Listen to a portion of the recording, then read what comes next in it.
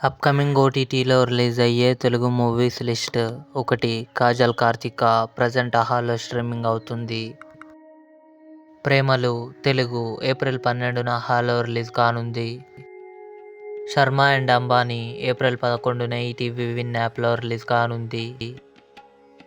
ఓం భీమ్ బుష్ శ్రీ విష్ణు, ప్రియదర్శి, రాహుల్ రామకృష్ణ కలిసి నటించారు. ఏప్రిల్ 12న అమెజాన్ ప్రైమ్ వీడియోలో రిలీజ్ కానుంది. గామి విశ్వక్సేన్, చాందిని చౌదరి కలిసి నటించారు.